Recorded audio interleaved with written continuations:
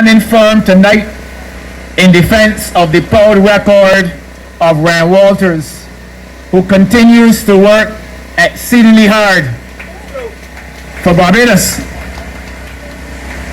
And I find it is fitting that we have come to Golden Acres tonight in this, one of the heartlands of Barbados,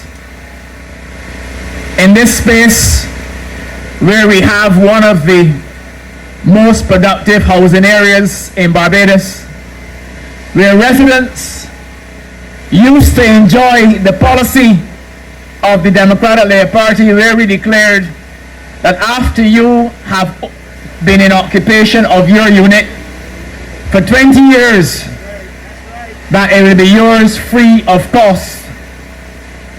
And tonight, I'm really ashamed to say that when the Barbados Labour Party came to office, it brought a sudden end to that policy. It brought a sudden end to that policy of empowering Barbadians. And that's where we are tonight. We are here on the cusp of an election that is talking about the empowerment of Barbadians.